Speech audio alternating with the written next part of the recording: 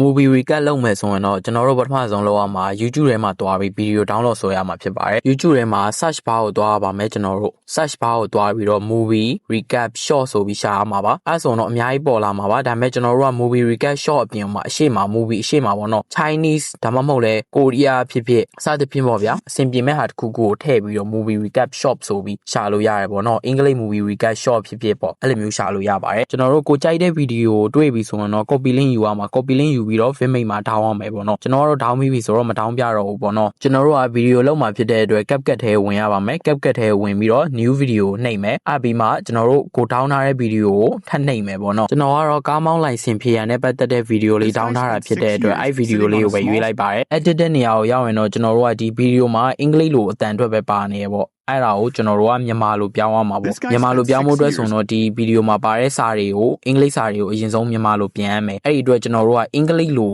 စာအရင်ထုတ်ရမှာပေါ့စာထုတ်ဖို့ကတော့ကျွန်တော်တို့ text to audio နှိပ်မယ်အပြင် text to audio ရဲ့ထိပ်ကိုနှိပ်ပြီးဒီမှာ extract from video ဆိုတာရှိတယ်အဲ့ဒါကိုနှိပ်ပြီးတော့အခုဗီဒီယိုကိုပဲကျွန်တော်တို့နှိပ်လိုက်မယ်အဲ့ဆိုရင်သူက loading လေးပြလိုက်မယ်ကျွန်တော်တို့ခဏစောင့်ပေးရမယ်ပေါ့နော်အဲ့ဒါပြီးရင်တော့ဒီမှာမြင်တဲ့အတိုင်းပဲကျွန်တော်တို့သူအင်္ဂလိပ်လိုဒီဗီဒီယိုထဲမှာပါတဲ့စာတွေအကုန်လုံးကိုအင်္ဂလိပ်လိုရေးပေးထားတယ်ပေါ့အဲ့ဒါတွေအကုန်လုံးကိုကျွန်တော်တို့ copy ကူးလိုက်မယ် copy ကူးပြီးရင်ကျွန်တော်တို့ Chrome ကနေပြီး Gemini ကိုသွားမယ်ပေါ့ဒီနေရာမှာပြောချင်တာ Gemini မှမဟုတ်ဘူးပေါ့နော် ChatGPT လည်းသုံးလို့ရတယ်ဒါပေမဲ့ကျွန်တော်ကတော့ Gemini ပဲပို့ကြိုက်တယ်ဘာလို့လဲဆိုရင် Gemini ကမြန်မာလိုပြန်တာပိုကောင်းတဲ့အတွက်ဖြစ်တယ်ပေါ့နော်ကျွန်တော်တို့က Gemini နဲ့ကိုရောက်ပြီဆိုရင်တော့ခုနကကျွန်တော်တို့ copy ကူးလာတဲ့စာကိုနှိပ်လိုက်မယ်ပေါ့ copy ကူးတာကို paste ပြန်လုပ်မယ်ပေါ့ copy ကူးတာကို paste လုပ်ပြီးသွားလို့ရှိရင်အဲ့စာရဲ့အောက်မှာပဲပေါ့နော် translate to မြန်မာဆိုပြီးတော့ရေးပြီးတော့ Gemini ကိုပို့ပေးလိုက်ရင်ရပြီပေါ့နော် Gemini ကခဏအတွင်းမှာပေါ့နော်2စက္ကန့်3စက္ကန့်လောက်အတွင်းမှာနေသူကဗမာလိုပြန်ပေးလိုက်တယ် Gemini ကိုကျွန်တော်ဘာကြောင့်ကြိုက်လဲဆိုတော့ဒီမှာမြင်တဲ့အတိုင်းပဲပေါ့နော်သူကစာဆိုရင်စာအတိုင်းပဲမရေးပေးဘဲနဲ့လူတယောက်စကားပြောနေတဲ့ပုံစံအတိုင်းရေးပေးတယ်ပေါ့နော်အဲ့ဒါကြောင့်မလို့ကျွန်တော်ကြိုက်တာဒီကောင်လေးကိုကျွန်တော်တို့ copy ယူလိုက်မယ်အဲ့ဒါပြီးရင်တော့ကျွန်တော်တို့ကဒီ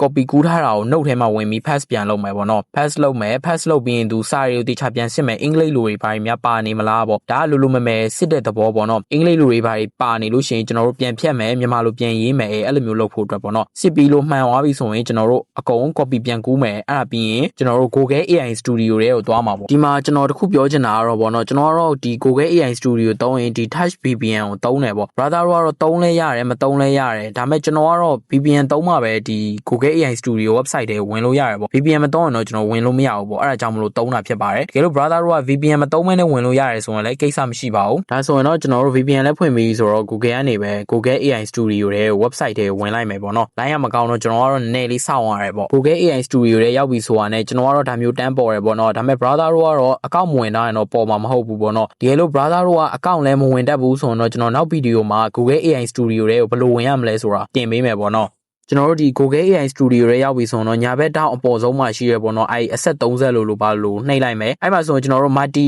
speaker audio လားဒါမှမဟုတ်လဲ single speaker audio လားရွေးလို့ရတယ်ပေါ့ multi ကကြတော့2ယောက်ဖြစ်သွားမယ် single ကကြတော့1ယောက်တည်းပြောတာဖြစ်တယ်ပေါ့ပြီးရင်အတန်တွေကိုလည်းကျွန်တော်တို့ကြိုက်တဲ့အတန်ထားလို့ရတယ်တစ်ခုချင်းစီလည်းလိုက်ဖွင့်ပြီးနားထောင်လို့ရတယ်ပေါ့နော်ဒါပေမဲ့ကျွန်တော်ကတော့ဒီအတန်လေးကိုပဲရွေးလိုက်တယ်ပေါ့ဘာလို့ဆိုကျွန်တော်အမြဲတမ်းသုံးနေရလဲဒီအတန်ပဲသုံးနေရဖြစ်တဲ့အတွက်ပေါ့ကျွန်တော်တို့ကဒီမှာကိုကြိုက်တဲ့အတန်ရွေးပြီးသွားရင် text ဆိုတဲ့နေရာမှာကျွန်တော်တို့ခုန copy ယူလာတဲ့စာကိုထည့်မယ်ပြီးရင် run ဆိုတာကိုနှိပ်လိုက်မယ်အဲ့ဒါပြီးရင်တော့ကျွန်တော်တို့ခဏစောင့်ရမယ်စောင့်ပြီးရင်တော့ဟောဒီမှာသူကအတန်လေးထုတ်ပေးလာပြီအဲ့ဒါကိုကျွန်တော်တို့က download ဆွဲလိုက်ရင်တော့ရပြီကျွန်တော်တို့အတန် file လေး down ပြီးသွားပြီဆိုတော့ကျွန်တော်တို့ CapCut ထဲကိုပြန်သွားမှာဖြစ်ပါတယ်ကျွန်တော်တို့ CapCut ထဲကိုရောက်ရင်တော့ပထမဆုံးလုပ်ရမှာဒီ original video မှာပါတဲ့အတန်ကိုဖျောက်ရမှာပေါ့အဲ့ဒါတော့လွယ်ပါတယ်လူတိုင်းလည်းလုပ်တတ်တယ်ပေါ့နော် move clip ဆိုတာလေးကိုနှိပ်လိုက်ရင်ရပြီကျွန်တော်တို့ original အတန်ကိုလည်းဖျောက်ပြီးသွားပြီဆိုတော့ကျွန်တော်တို့ခုနကတော့ Google AI Studio ကနေ down ခဲ့တဲ့မြန်မာလိုပြန်ထားတဲ့အတန်ပေါ့နော်အဲ့ဒီအတန်ကိုသွားထည့်မယ်ဘယ်လိုထည့်မလဲဆိုရင်ကျွန်တော်တို့ sound ဆိုတာလေးကိုနှိပ်မယ်ပြီးရင် file ပုံစံလေးကိုဝင်မယ်အဲ့ပြီးရင်တော့ကျွန်တော်တို့ device ထဲကိုသွားမယ် device ထဲမှာခုနကကျွန်တော်တို့ down ထားတဲ့အတန်ကိုနှိပ်လိုက်ရင်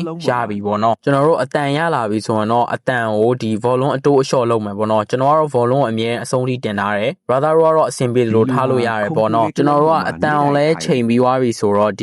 ီအတန်နဲ့ဒီ video နဲ့ကိုကိုက်ညီအောင်လုပ်ရမယ်ပေါ့နော်အဲ့ဒါလေးကတော့နည်းနည်းလေးတော့ခက်တယ်ပေါ့ဒါပေမဲ့အမြဲတမ်းလုပ်နေကြဆိုရင်တော့လွယ်သွားမှာပါကျွန်တော်ကတော့ဒီအတန်ကိုတော့မြန်အောင်တော့မလုပ်တော့ဘူး video ကိုနည်းနည်း ည်းလေးနှေးအောင်လုပ်မယ်ပေါ့နော်ဗီဒီယိုကျွန်တော်တို့ဘယ်လိုနှေးအောင်လုပ်မလဲဆိုတော့ဒီဗီဒီယိုထောက်လိုက်မယ်ထောက်ပြီးအောက်မှာ speed ဆိုတာပေါ်တယ်ကျွန်တော်တို့ speed ထဲဝင်ပြီးရတယ် normal ကိုနှိပ်မယ်အပြင် 0.7 လောက်ထားကြည့်လိုက်တယ်ပေါ့ 0.7 ထားပြီးဖွင့်ကြည့်လိုက်တာကျွန်တော်တို့တိတ်အဆင်မပြေဘူးပေါ့ဗီဒီယိုကတိုနေရဲ့အတန်းမြန်နေသေးတယ်ပေါ့နော်အဲ့တော့ကျွန်တော်တို့ speed ကိုထပ်နှိပ်တယ် normal ထပ်နှိပ်တယ်ပြီးတော့ 0.6 ဆိုပြီးထားကြည့်လိုက်တယ်အဲ့လိုထားကြည့်လိုက်တဲ့အခါမှာတော့ဒီမှာအတန်ကနေပြီးဗီဒီယိုကနည်းနည်းလေးပဲရှည်သွားတယ်ပေါ့အဲ့ဒါလောက်ကတော့ကျွန်တော်တို့ကိစ္စမရှိဘူးပေါ့နော်ဒါလေးကတော့ဗီဒီယိုကအနောက်ပိုင်းကလည်းအရင်မကြည့်ဘူးဆိုတော့ဒီဗီဒီယိုအနောက်ကဟာလေးကိုဖြတ်လိုက်တယ်ပေါ့ဗီဒီယိုနောက်ကဟာလေးကိုဖြတ်ပြီးသွားတဲ့အခါမှာတော့ကျွန်တော်တို့အတန်နဲ့ဒီဗီဒီယိုနဲ့ကိုက်ညီမှုရှိမရှိနည်းနည်းလေးဖွင့်ပြီးနားထောင်ကြည့်မယ်ပေါ့နော်အတူတူနားထောင်ကြည့်လိုက်ရအောင်သူဟာခုံပူလေးကလုံးပေါ်မှာနေတိုင်ထိုင်ပြီးကားပြိုင်မောင်းနေရလို့စိတ်ကူးရင်ခဲ့တာ6နှစ်တောင်ကြာခဲ့ပါတယ်ကဲကျွန်တော်တို့နားထောင်ပြီးတဲ့အခါမှာတော့ဒီဗီဒီယိုနဲ့အတန်နဲ့ကိုက်ညီမှုရှိရပေါ့နော်အဲ့တော့ကျွန်တော်တို့နောက်ဆုံးအဆင့်ပဲကြံတယ်အဲ့ဒါဘာလဲဆိုရင်ဒီဗီဒီယိုမှာပါတဲ့အင်္ဂလိပ်စာသားတွေကိုဘလူးဝါနဲ့ဖြောက်မယ်ပေါ့အဲ့ဒါဘလို့ဖြောက်လဲဆိုရင်ကျွန်တော်ပြပေးမယ်ကျွန်တော်တို့စာသားဘလို့ဖြောက်မလဲဆိုရင်တော့ over လေးကိုနှိပ်မယ်ပြီးရင် add over လေးကိုထပ်နှိပ်မယ်အဲ့ပြီးရင်တော့ဒီဗီဒီယိုပဲထပ်နှိပ်ပြီး add ကိုနှိပ်လိုက်တယ်ပေါ့နော်အဲ့ပြီးရင်တော့ကျွန်တော်တို့ဒီမှာ